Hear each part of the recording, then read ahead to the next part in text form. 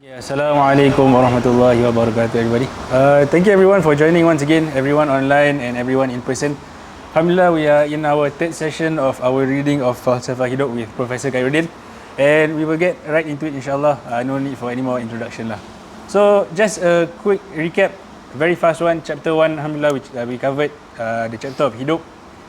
In chapter 2, we covered ilmu dan akal, and chapter 3 we will be going into Undang-Undang Islam. In the latest edition, chapter 3 is titled Undang-Undang Islam, but on the first chapter it's Undang-Undang Alam lah. So chapter 3, the laws of the universe or the laws of Islam lah. So it's interesting if you compare the two different titles. So Prof, I was thinking, what is the reason for the transition from ilmu dan akal into Undang-Undang Islam? And maybe I just share my own reflection and then you go into it. So towards the end, we didn't get to read this part in the last session, but at the end of chapter 2, he mentions here, there's this paragraph where he is giving us something to ponder. So Hamka says, orang barat berebut mencari ilmu, orang timur meninggalkannya. Pada masa yang lalu, masih ada keistimewaan di tangan orang timur kerana mereka sumber kebatinan, sumber tuntunan jalan ke akhirat. Tetapi kemuliaan kepentingan akhirat itu telah mereka lalaikan pula. Atau hanya semata-mata akhirat saja yang mereka pentingkan sehingga lupa pada dunia. Itulah sebabnya mereka lemah berhadapan dengan kekuatan barat. And then in chapter 3, when I read the first few pages, he breaks down the natural philosophy from the West, and then he goes into the attitudes, the different attitudes within Islam, individually and towards the community in doing good works and achieving success. So, I don't know, Prof, you want to share your... So, again, let's recap the last two chapters that we have spoken about. Hamka begins by saying by talking about the importance of reason. Now, what he was faced during his time, and we must understand the context, were two groups of people. The first group are the people who say that reason can help you understand the universe around you. So like you said just now, they are the people who believe in the idea of natural philosophy, or sometimes they call it naturalism, right? Then there was another group, and these are people who were very much influenced by a strand of Islamic thinking. Some people say that they were influenced by Imam Ghazali or Imam Ash'ari, which is actually incorrect, but they were influenced by a strand of Sufistic thinking and a type of philosophy that says that reason cannot fully grasp the nature and the workings of the universe. So you have two poles now, right? And Hamka is trying to say here that we need to find a middle position between both.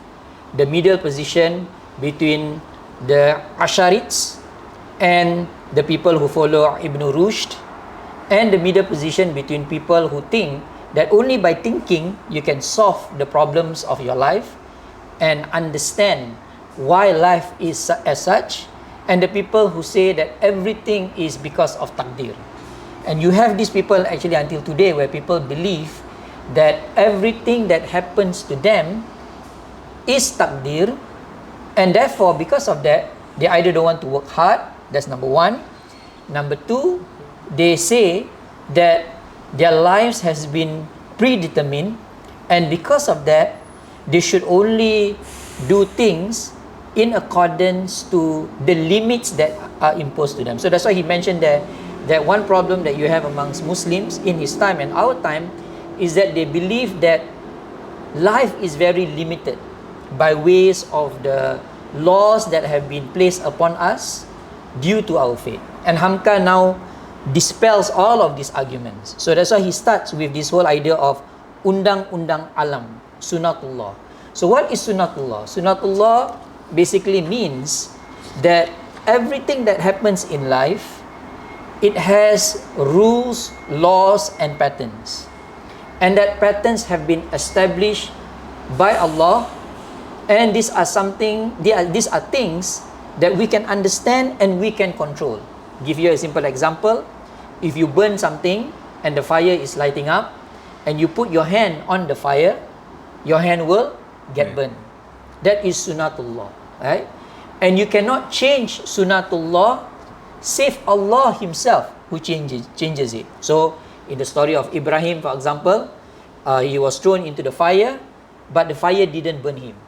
Even though it's sunnatullah, by way of natural laws, he should have gotten burnt, but Allah can change the laws. But Hamka is trying to say, these laws don't change, save what Allah wants it to happen. So he wants people to understand this first, because if you do not understand this, you cannot then have control of yourself and the nature around you. So he says on the first page, tiap-tiap sesuatu yang ada di langit dan di bumi, semuanya menjalani jalan yang satu. There is only one way, which is the way that Allah has set upon it. Tidak berubah lagi sebelum berubah pula asal peraturannya. So if in the very beginning the law has been placed, itulah dinamakan undang-undang alam. Misalnya matahari memberikan cahaya ke dataran bumi ataupun bekas cahaya ke atas air laut sehingga naiknya wap ke udara. There is no way that something else will happen. When sun shines over water, the water would evaporate. There's no other way that the water could behave in a different way. Now, this to him has a few implications. One, the first implication, he says that it is a duty amongst human beings, especially Muslims, to observe the laws of nature. And that's why he goes to the Quran. He didn't cite this ayat, but in Surah Rum. So today, in today's session, I want to encourage the listeners to memorize some ayats from the Quran. And the ayats that I want everyone to memorize, first is Surah Rum. So you can open Surah Rum, Surah number 33, I think, if I'm not wrong. The ayats from number 20 to number 27. So a lot of asatizahs, when they quote this ayat, they always quote the part on marriage. Yeah, wa min ayatihi. The ayat has a lot of ayati, and then one of the ayat is wa min ayatihi an khalaqalakum min anfusikum azwajan litaskunu ilaiha wa ja'ala bainakum mawaddata wa rahmah. We always hear the ayat, but if you look at all these ayats, all the 7 ayats from number 20 to number 27, one of the ayats Allah says wa min ayatihi khalqus samawati wal ard wa ikhtilafi alsinatikum wa alwanikum inna fi dhalika la ayatin lil alimin. And another of his signs is the creation of the heavens and the earth and the diversity of your languages and colors. Truly, these are signs for those who know. So, lil alimin, the people who are of deep knowledge. And Hamka says that we need to look at this. But what is more interesting to me in this chapter is not only the issue of sunnatullah. It is also the methodology, the approach for which you can understand the laws of Allah. Now, again, as I said in the very beginning, Hamka then says we can use our reason to do it, but we should also use the thinking of others to help us. So for readers, when you read Falsafah Hidup, you can see on the second page, he quotes Socrates. He quotes the Chinese philosopher Lao Tzu. He quotes Plato, and so forth and so forth. And he says, here he takes from Socrates, if I'm not wrong, this is the book of Socrates, if I'm not wrong, his dialogues with Plato, where he says, alam adalah manusia besar dan manusia adalah alam yang kecil. Human beings are the microcosm of the universe, and the universe is in turn the microcosm of human beings. And this is a very profound saying by Socrates. What Socrates is basically trying to say, which confirms what the Quran is trying to say, that each and every one of us, if we actually observe ourselves, look at our face in the mirror, look at our eyes, look at our nose, look at our hands, look at everything that has been created by Allah ourselves, that shows how sophisticated and how powerful the universe is created. So this is where I feel that when we read Hamka on this matter, we need to understand that Hamka is trying to challenge us to go beyond only reading our respective religious texts, but also to read the works of others, to read the works of scientists, and to read books that are very, very important for us to understand why human beings are created in this manner. So I just want to recommend one book that everybody should be reading. This is a book by a sociobiologist, and his name is Edward O. Wilson. Edward O. Wilson is a sociobiologist who studied the world of animals. And when he studied the world of animals, he found that a lot of the things that animals do are actually similar to human beings. Now, even though he is an atheist, he doesn't believe in any God, a lot of his conclusions, he stopped short of saying it, actually confirms what the Quran has said 1,500 years ago. The title of his book, and I would encourage you to read it, is called On Human Nature. So later on, we will put it up on on social media. I would encourage all of you to read it. He's got another beautiful book which I love very much. The title of the book is Consilience, where he talks about the unity of the humanities, social science, and the pure sciences. And I argue in one of my books, Shapers of Islam in Southeast Asia, when we look at Professor Osman Bakar, Professor Osman Bakar also advocates the same thing, consilience, that means to bring together all forms of knowledge, but he also says we need to bring the dinia knowledge to also understand our nature. Yeah. Prof, thank you so much, Prof. That was a good. So, Prof just mentioned the importance of reading from other traditions as well. Prof, if I can just share one of my favorite quotes about this problem of some people, especially those from the Wahhabi strand, they are sometimes they're a bit allergic to reading Greek philosophy. And just for those who are watching, some of the contentions between Wahhabi Aqidah and the Aqidah of the Ash'aris or the Ahlul Sunnah wal Jama'ah is that the Ahlul Sunnah wal Jama'ah kind of co-opted or derived the logic of Aristotle. And not 100%, it was Islamized and brought into union with the Quran. And John Locke, in his essay concerning human understanding, he said, it's one quote to summarize this entire problem and how simple it is. God did not make man as simply a two-legged creature, and then left it to Aristotle to make him rational.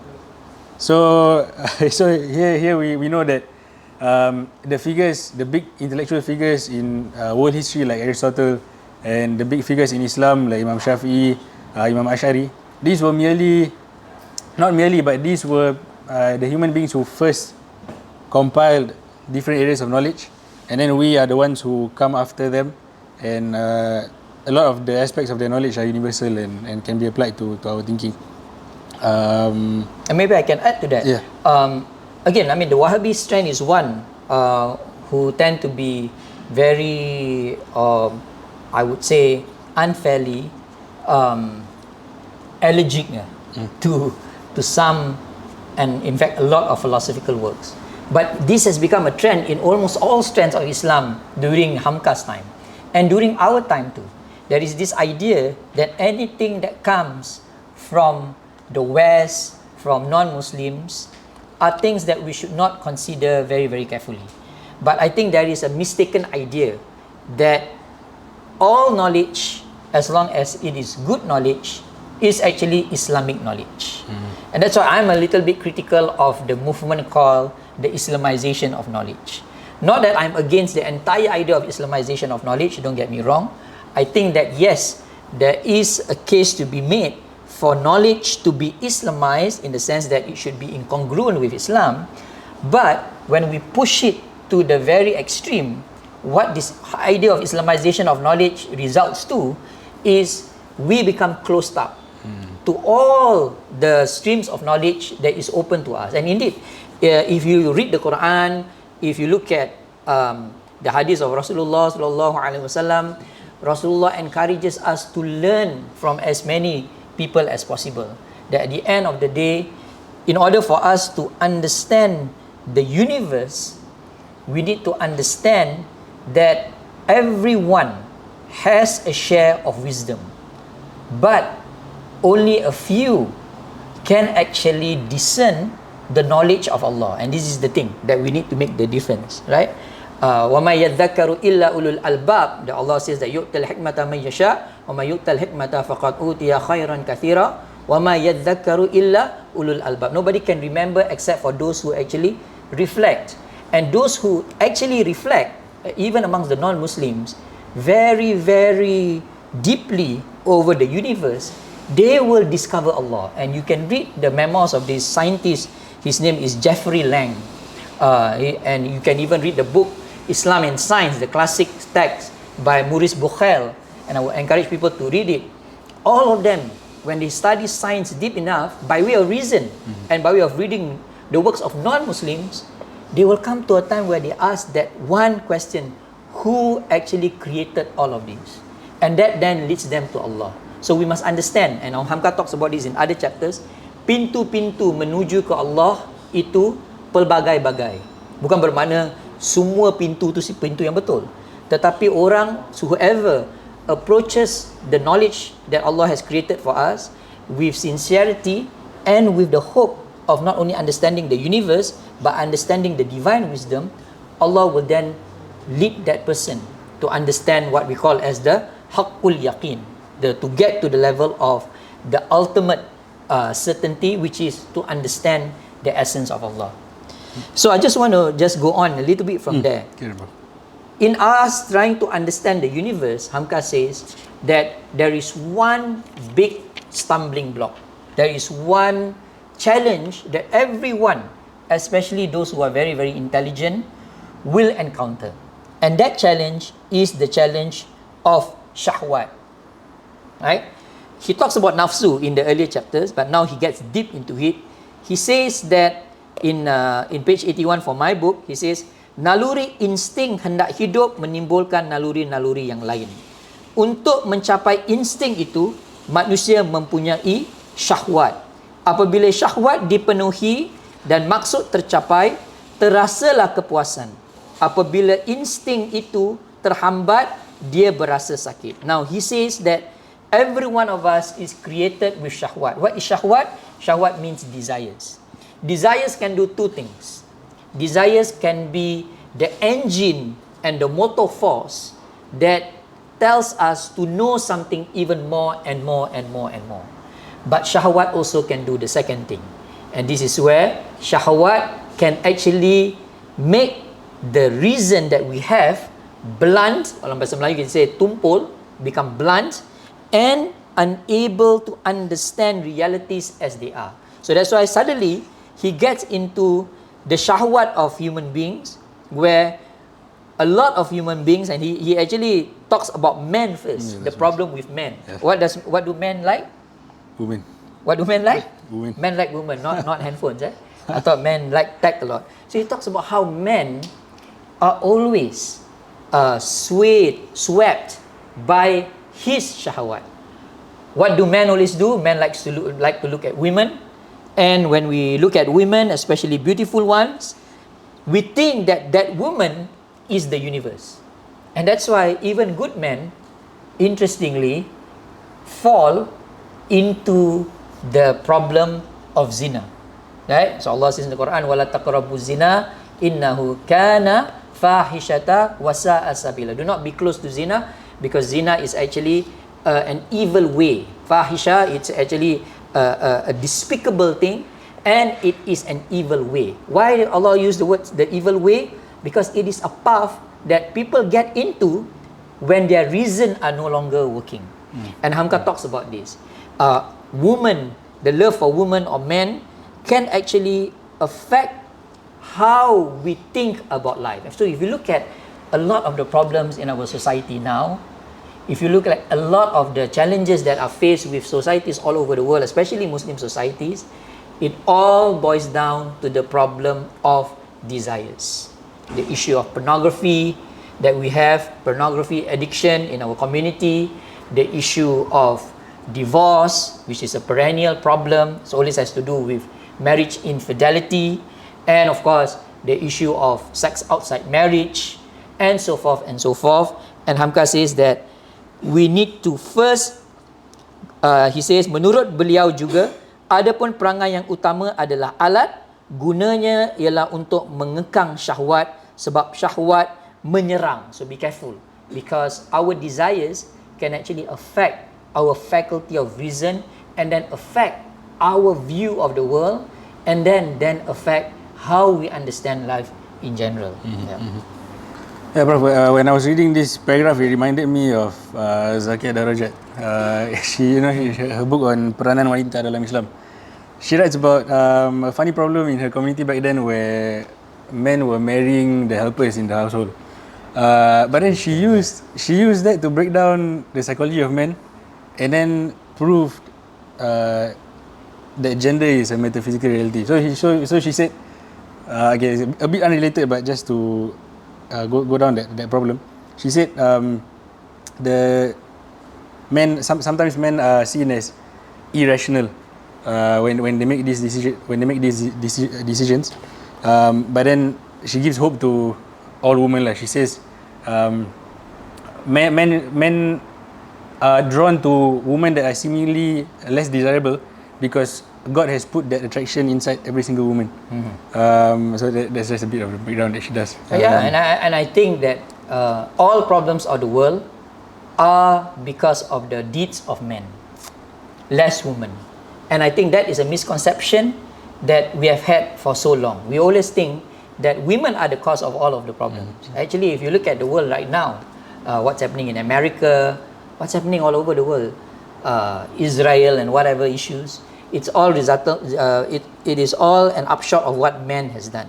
Now, how then do we get out of this issue? I think that's the thing that Hamka is trying to pose here, right? In us trying to understand the universe, and then now we are swept by desires. How do we actually get ourselves in this constant challenge? I mean, especially for me, I'm like traveling all the time and then meeting up with a lot of people. You are constantly actually in the face of beautiful people, right? So how do you actually kind of defend yourself and overcome this challenge so that you always get back to reason? And Hamka says in page 86, again he quotes from Aristotle. He talks about keutamaan. Keutamaan means priority, to give priority. And I want to say it in Malay because this is very powerful in Malay. Berikan yang hak pada yang berhak. This is a quotation, if I'm not wrong, that came from the Sahaba called Salman Al-Farisi, who says that you must always prioritize the things that are more important to you as against the things that are less important. So again, another book that everybody should read, and I would encourage that we have a discussion about this inshallah someday, is the book by Yusuf Al-Qardawi, and the title of the book is The Fiqh of Priorities, Fiqh Al-Awlawiyat, where he talks about why we must know the priorities in our lives. Because not knowing the priorities means that we then give more importance to our desires, to our wants, to the things that lead us to the wrong way, and then causing problems to us. So he says in page number 86, keutamaan ialah mengorbankan segenap tenaga untuk mengerjakan petunjuk akal yang waras, timbul dari rasa cinta dan pengharapan. And he says that the people who know their priorities, they know what they are supposed to do with life. In the encounter of something that appears very sweet, very nice, very beautiful, very alluring, very powerful, they know this is not my priority now. My priority is to seek knowledge. My priority is to be a good Muslim. Hence, they will act in accordance to what Islam tells them to do. Yeah, Prof. And he also reminds men of the eventual consequences of following that desire. He says, akhirnya dari setangga ke setangga turunlah darjat lelaki-lelaki tadi menjadi hamba daripada nafsunya, dan sengsaralah batinnya sebab dalam segenap hidup yang dilaluinya itu terasa pula olehnya ada sesuatu yang hilang dari batinnya, dan menderitalah dia kerana kehilangan itu. So yeah, he brings us back down to earth lah after the philosophical discussion. Right. Yeah, Prof. And maybe just to go back to one line that I really enjoyed lah. So after he breaks down the natural philosophy from the West, and then he says actually the whole first few paragraphs, Prof, correct me if I'm wrong, but that is a whole discussion from an Ash'ari perspective on natural philosophy. And then he says, for those who are so fascinated by science, for the scientists who rebut Islam, saying that we are not, saying that science should be separated from revelation of God, then he says, dan jelas bahawa manusia sekali-sekali tidaklah menciptakan yang belum ada, melainkan mengetahui rahsia yang tadinya belum diketahuinya.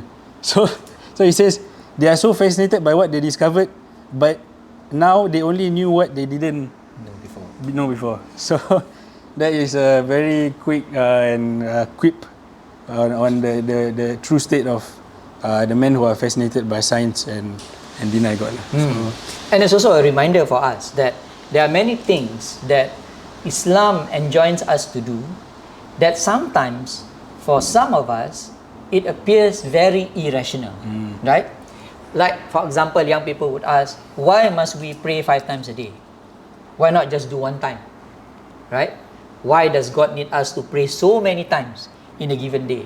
Dah lah, solat 5 waktu sehari, tambah lagi solat sunat, tambah lagi solat tahajud, tambah lagi solat duha. Berapa kali nak solat dalam satu hari? It doesn't make sense, right? But now, and I am still trying to dig again. I used to read this article.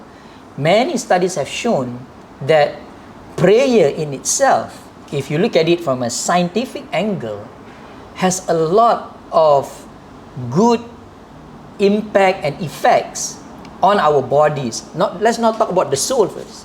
That prayer in itself is scientifically actually very, very powerful, because it helps us to cut off our time from the usual things that we have done, and then to take a rest. In that 5 minutes that you are doing your prayer, it is the time for you to recollect your thoughts, and then once you are finished, when you are already in a state of rest, go again and do your work every single day. So for people who think that praying 5 times a day is such a difficult thing, it is something, is like a burden that is imposed onto you, let it be known to you that it is a scientific thing. And many studies now have shown that anyone who continues working all day long without a certain time in their working time, taking a rest, is actually destroying their cognitive faculties. So if you keep on working for 8 hours a day non-stop, keep on going and going without taking any rest, there will come a time that you will be unwell, mentally unwell. And Islam already put it in. Now, I just want to go on a little bit more. When he talks about the priorities thing, he talks about the tension between 2 things in human life, right? And he talks about this word in page 87 onwards, the tension between iffah and syaja'ah. This is very, very interesting. Everybody have heard the word Ifa. Semua orang pernah dengar orang nama dia Ifa. What does Ifa actually mean? He says Ifa is basically means, he defines it in many different ways. He says in page 88, Ifa artinya kesanggupan menahan diri. Gunanya ialah mengekang diri jangan sampai suka sahaja menempuh satu kepuasan, akhirnya membawa kemelaratan. So what is Ifa? Ifa means to be able to control oneself. It's like a gate that you establish for yourself, right? So that's the first thing he says, that human beings have that faculty or have that trait. Now the other thing he says is syaja'ah. What is syaja'ah? Syaja'ah ialah membangkitkan keberanian menempuh satu kesakitan yang perlu buat kemaslahatan diri. Right? So we in our lives are actually faced with these 2 tension. One is to abstain from something, right? The other is to be brave enough to do something. And he gives examples, right? That sometimes iffah can be good, sometimes iffah can be bad. Sometimes syaja'ah, that means to be courageous, can be good. Sometimes syaja'ah can be bad. In trying to do, when one is encountered with desires of wanting to do something bad, iffah becomes very important. Iffah means you then tell yourself, no, I'm not supposed to do this. I want to follow the laws of Islam, I want to protect myself, hence I refrain from doing this thing. But in other situations, for example, he gives the example of going to the hospital to get an operation when you are sick, then shaja'ah is very important. Courage. And again, when he gives the example, it reminds me also of our community. What is the issue that we have in our community? Tak mahu pergi doktor. And this is a big issue. Bila sakit, apa buat? Bila sakit buat apa? Doa. Ha? Doa. Dia pergi mana? Ada dia pergi bomo satu hal. Lagi satu dia self healing. Dia cakap makan madu banyak-banyak, madu ni, madu tu, madu ni. Jangan bermadu Dia akan baik sakit. Nanti ada pula datang cakap okey makan ubat periuk. Ada pula cakap datang makan jamu. When they actually have to go to the doctor, get it scanned, get it in a sense properly diagnosed, and then do the operation when you need it. So kita ada masalah, we have a problem in our community, and I want to really put this on record. We have a problem in our community of people who do not want to seek proper medical help. And why is this happening? Because of the lack of the syaja'ah, the lack of the courage to understand that the ailment is there. You are already unwell. Hence, to solve it. Now, why? I want to go a little bit deeper. Why does this problem occur? Because of, go back to the issue just now, the misunderstanding of science. Now, we have in our community now, all over the Muslim world, the idea that the best medicine is only the prophetic medicine. Tib and Nabawi. No doubt, the prophetic medicine is the best. But if you read the works of Ibn al-Qayyim al-Jawziyah, the work of As-Suyuti, they have books, and I want to recommend everybody to read Tib and Nabawi. They also admit, all the great scholars of Islam admit that the prophetic medicine fulfills a certain function. What is the function? To resolve problems in your body that will allow it to be preserved in the long run. But there is also another branch of medicine, which is what we call today as the modern medicine, that helps to settle the problem that you are faced with there and there. So there and then, right? So there are two functions. One is to preserve the long term. One is to fight the disease short term. And that so-called scientific approach is equally prophetic. Although it is not discussed in full by many of these ulama, but it is something that is in our tradition. So our community has misunderstood these two strands of medicine, and they think that obat periuk, jamu and everything can solve all of the sickness that you have. And we need to so-called combat this issue. The reason is because if we don't, what happens is we have a lot of people who don't want to seek proper treatment in proper places. Prof, maybe just to connect medicine to a bit of the Islamic tradition as well. I think there's a notion that medicine or the medical industry is un-Islamic in some sense. But medicine itself, Ibn Sina, one of the greatest scholars in the history of Islam. Shifa. Yeah, his book was on the shelves of the Western schools of medicine until 200 years ago, when he lived in the 14th century. So, in the Islamic tradition itself, there is a very deep tradition in getting to the root of treatment lah. So, that's just a bit about the un-Islamic nature of and also, I mean, really, I think we have an issue now where, again, go back to the issue of science, right? Our idea of science is always structured by what people say. Ini satu masalah dalam masyarakat kita. What is science? Science is what people say. So why do you take certain medicines? Oh, my friend recommend me this thing. Hence you take it. Why? Because my friend said that his friend and his friend's friend dah macam the science of hadith says that this medicine is good. But that's not how we should be approaching anything in life. Whatever that people recommend to us, whatever medicines, go back to the specialists, go back to the books. Read it up, understand. This is where the hukum akal becomes very, very important. Because when he talks about alam, sunatullah means that you exercise your reason to the fullest extent. And we need to go and check, and we need to go and find out. And this is where he talks about it even further when he talks about hikmah, right? What is hikmah? Wisdom. What is wisdom? Wisdom is not sitting down and talking like a sage, you know. Saya ni orang yang berhikmah, maka inilah nasihat saya. No, that's not wisdom. He said that wisdom is in page 94. He says hikmah. He says, page 95, where he quotes Socrates again. He says hikmah adalah jauh pandangan. It's very beautiful actually when he quotes Socrates. And interesting enough, he actually quotes Socrates from Arabic, as I said earlier on. Hikmah, Socrates berkata, hikmah adalah jauh pandangan, to have foresight, dalam pengertian, to have depth of knowledge, kena yang ditujunya, that means it's appropriate to what the person wants to achieve, apabila dia memanah hati kebenaran, which means that when the person is searching for the absolute truth. And hikmah, he says, tidak berjauhan dengan rasa suci, dengan hati nurubari yang khalis.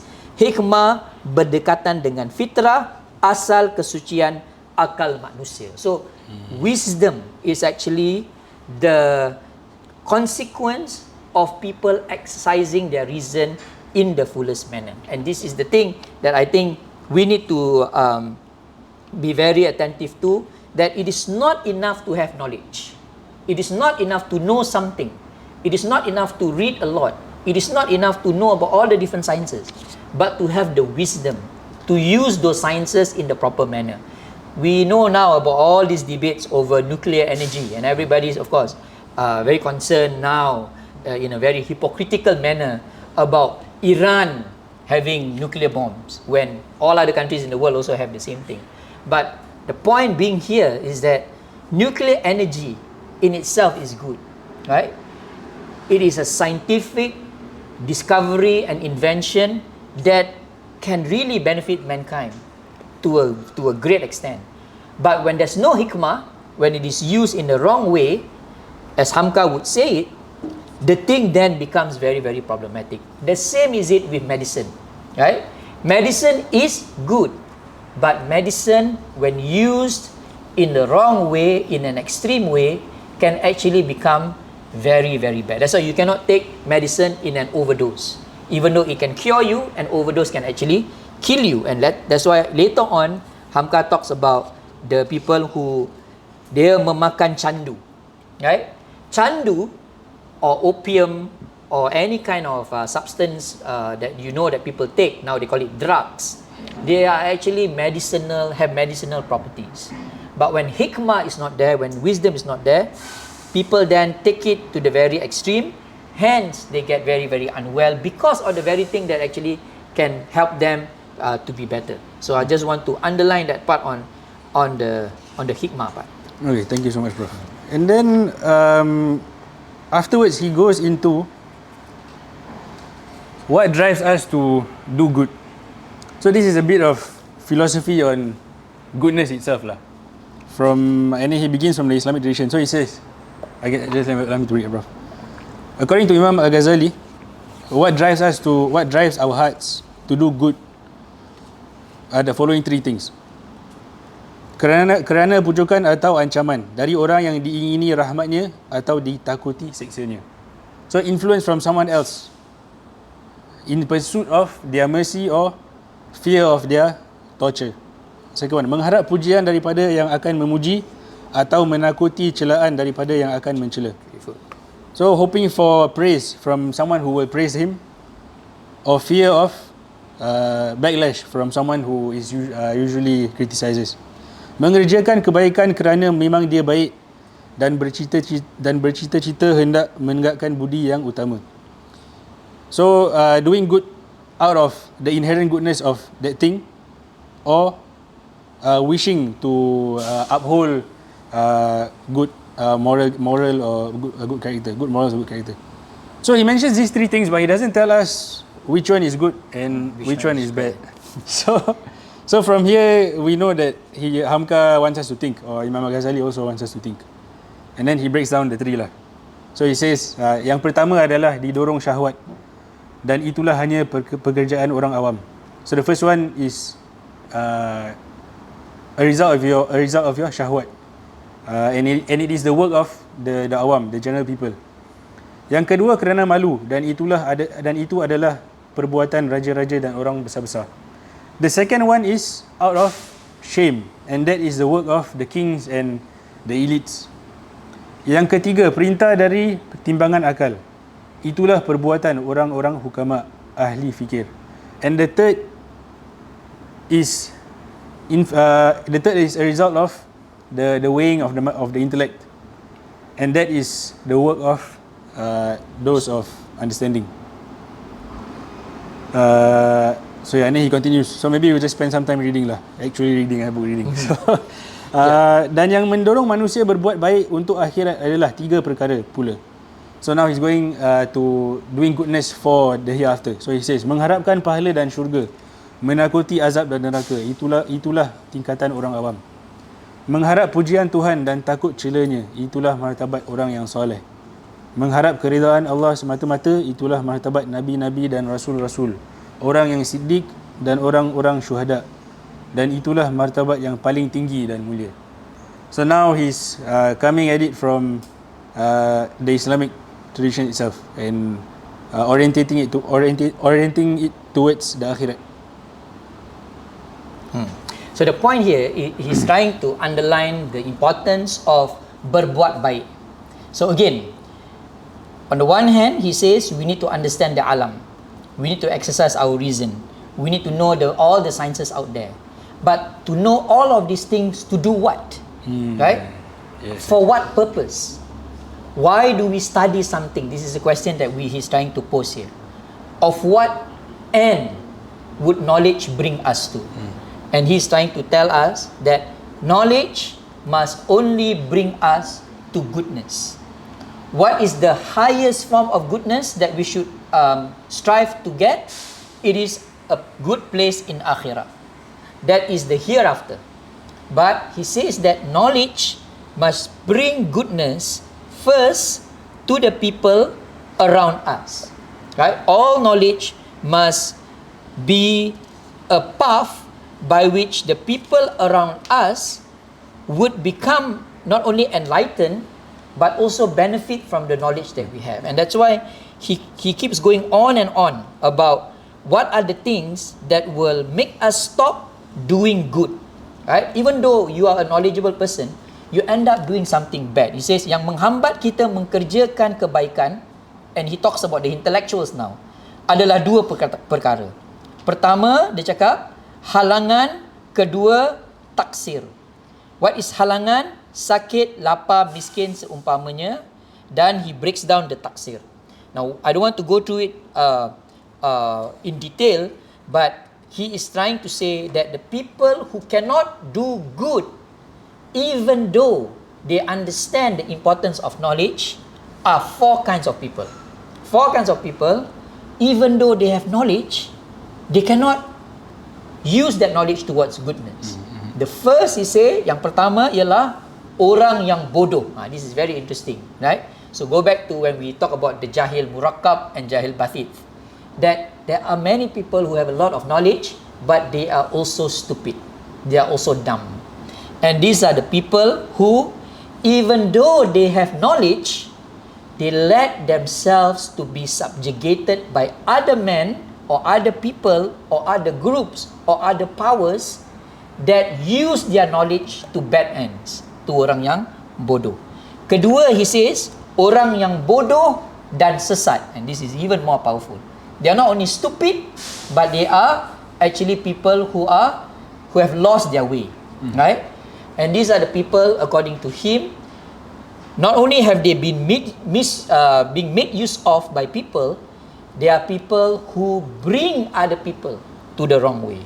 And then of course he goes on to say orang yang bodoh, sesat dan fasik. And then the 4th level is orang yang bodoh, sesat, fasik dan jahat, durjana. Right? So people who have knowledge but they are already gone astray, they are fasik, they lead people astray, and more importantly they become evil. So you see a lot of scientists all over the world, a lot of good people all over the world who have studied so many things, They've gotten into the deepest of understanding of realities. They can even break atoms and fuse them together. They can study insects for years and years, but they use their discovery for evil ends. And there are many, many people that you see today, and that's why in the next part of the chapter, he then talks about mendidik atau didikan keutamaan. To know that at the end of the day, we need to know not only the priority that I said just now, but to know that to have this proper priority to do the good things, it is actually a form of perjuangan. So he used the word, ini actually is a form of jihad. He says in page 105, keutamaan, your right priority to do good, hanya diperolehi dengan berjuang, dengan mendidik dan belajar, tumbuh di hati yang suci dan menimbang, bukan dengan semata-mata diajar-ajar, dipaksa-paksa lantaran mendengar pidato-pidato sahaja. And he says that if you want to be a person of knowledge who knows his or her priority, who knows that person you are supposed to do good, you must first have in your heart this ability to struggle with the allure and with the things that will pull you out of the good things that you do. So as you can see, orang tu dia alim ulama, kan? Tapi dia gunakan, they use their knowledge in order to gain popularity, in order to gain a lot of money. You see someone who knows a lot about, for example, the knowledge of the religion, but they use that knowledge to mislead people. And this is where Hamka is a bit like Imam Ghazali, and this, I mean, you can see that he actually draws a lot from Ihya Ulumuddin, but he actually doesn't cite it inside. And this is something that I think it is a reminder for the people of knowledge today, right? That there is always this pull to use the knowledge in the wrong way. Prof, if I can just thank you so much for the breakdown. That was a good lead into the conclusion. If I can just turn it back, so you already mentioned the ulama who use their knowledge to bad ends. I want to talk a bit about Muslim professors nowadays who use their position at the heights of whatever field they're in to speak to large Muslim audiences on matters of natural laws and science without any foundation in Aqidah, and then claiming things within the field of Islam that they are in reality they have no position to claim. So I think I may have shared with this with you before, but if there are any Muslim students in universities who are watching, nowadays there are many Muslim professors who are invited to local universities, professors in the fields of science, etc., who we are unaware of their own Islamic orientations. So by orientation I mean they may have learnt their religion in the Middle East, so they may be more Wahhabi leaning, or they could be from the Malay world, so perhaps more Ash'ari Maturidi in terms of their Aqidah. So this particular professor, he was what we would call neo-Mu'tazilite, or an extreme rationalist. So he came into this talk and it was supposed to be about Islam and science, even though his background in Islam was questionable. And everything that we have read in this chapter by Hamka that was written 50 years ago addresses exactly what I saw that day. So he comes into the lecture, he's a nuclear physicist, I think from Pakistan, and I knew his background. He was someone who is debated ulama and has contentious points of debate. So he came in and he was applauded by the local Muslim professors and the audience. And then he began with inviting everyone into modernity. So maybe this is where we can tie what Hamka says into modernity lah. So he opens with modernity and he says, when we talk about Islam is good for your personal practice and everything, but when it comes to science and physics, have trust in the laws of nature. So here in the first few paragraphs, Hamka addresses it straight out. And so he helps us ground our Aqidah in Sunnatullah. So he helps us understand that the laws of nature, the laws of physics, are simply the customary manner in which Allah exercises His decree. So we learn this in Akidah, the hukum ada. So it's actually out of Allah's mercy that everything we drop something, it falls at 9.81. Okay, I forgot the units. Or every time we throw something, it will fall. That is from Allah's mercy that we can predict how something falls. Something doesn't fall at a different pace every time. So having trust in the laws of physics is just knowing that Allah has a customary manner of decreeing how things act. And then he goes into inviting us into modernity. And then this is where the second part of what Hamka discusses comes into play. This is why professors in fields like physics must have some rooting in a moral standard, which for us is provided by Islam. Because he says we should all embrace modernity, but then he doesn't discuss which modernity we are being invited into. So he says, he doesn't mention anything about the cost of human life in wars nowadays. He doesn't talk about anything about the mental health crisis. Doesn't say anything about the population crisis. Doesn't say anything about the destruction and domination of nature. All of these things came about in the era where science claims authority and revelation is put aside. I pity this professor actually. Yeah, because he contradicts himself in many ways. Number one, he misunderstands what science is about. Science is a method of understanding realities. Science is not a religion. There is a difference between science and scientism. What is science? Science is a way to uncover the workings of the world. Scientism means that you think that science can understand everything that is in the world, right? And at least for Muslims, if this professor claimed to be one, I know his daughter and his son-in-law were my classmates in the School of Oriental and African Studies. Many of them are actually atheists in closet, right? They don't actually admit closet atheists. Yeah, they're actually Marxists, communists, socialists, whatever they want to call themselves. They don't believe in any religion actually. So I mean, I don't want to particularize it to Islam. They don't believe in any religion, but they use religion as a way in which they can argue that their approach to science is actually superior. So it is a form of scientism. The point I want to make here, and Hamka is making it here, there is nothing wrong with science.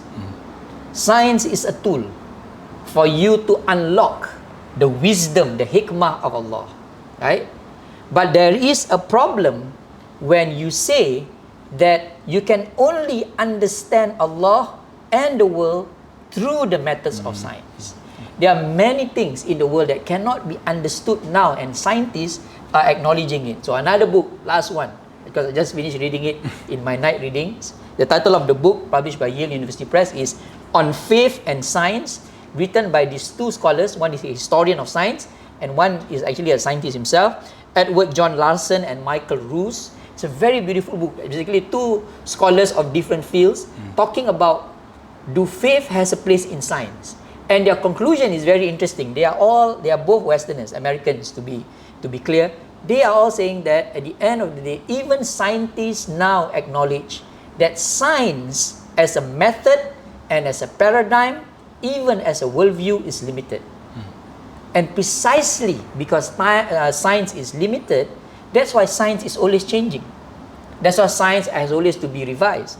And that's why Thomas Kuhn, in his classic The Structure of Scientific Revolutions, come up with this concept called the paradigm shift. That paradigms in science always shift because scientists realize that their old theorems are no longer valid or in fact already flawed. So this professor, I think, and I really sympathize with him, Hamka talks about it in another book, that on the day by which that person actually dies, right, the person will realize that the force of reason is no longer enough.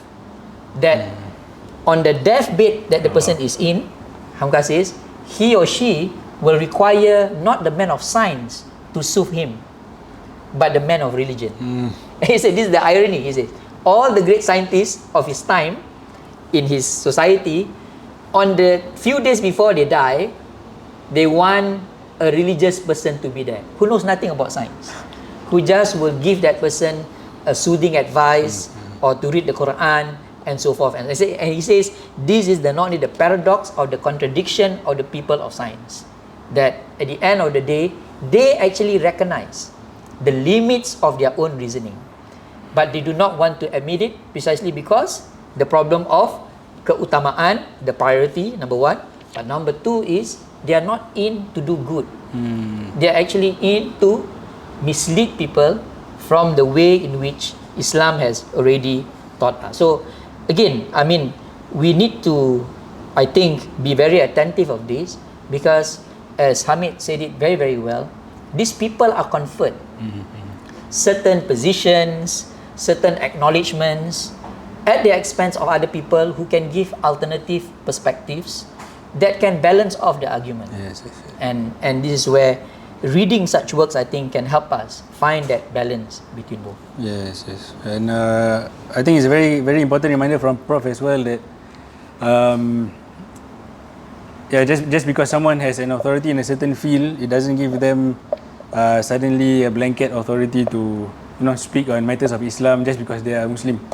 It takes a multidisciplinary approach and years of studying basic Aqidah first. Aqidah, which Hamka touches on and weaves in perfectly, addressing something that I saw 70, 80 years ago. Can I make a last point? Please. Okay, I just want to make this last point, and I think this is very, very important. If we look at all the great scientists of Islam before the coming of modernity, all of them, even the most controversial of them all, which is Ibn Sina, because Ibn Sina, he makes certain conclusions that are very, very problematic. For example, he says the prophets are similar to the philosophers, number one. He says that the akhirat, the punishment of akhirat is actually a metaphor. It's not something that is real. All the kinds of conclusions. Even the most radical of philosophers in the history of Islam in the past, they understand realities and science first through the understanding of the Quran. And this is a reminder for us. No matter how terrible people may say about the Mu'tazilites of the past, the Mu'tazilites, including Imam Zamakhshari, who was a great mufassir, right? Al-Kashaf, very powerful tafsir, all began their studies of the world with the Quran first. So they began first with the Quran. They began first with understanding Tawheed. They began first with understanding what God says about the universe. Then they went on to study the sciences that help to illuminate what they have studied. So this is something that is a good kind of path that we need to take. That whatever that we do as a nuclear physicist, as a medical doctor, as a geographer, as a historian, whatever science that we may come from, including engineer like Hamid, we must always complement that. In fact, have the foundation of that with the Quran. Understand the Quran first in order to understand science better. And if you have already studied the science and not studied the Quran, then now go back to the Quran. Then you will find a whole book of universe now open to you. And on that note, closing with the Quran, thank you so much everyone for paying attention in online and in person. Inshallah next week we will cover chapter 4, and so please do your readings as we will do ours. And until next time, Assalamualaikum warahmatullahi wabarakatuh. Waalaikumsalam. Yeah, sorry,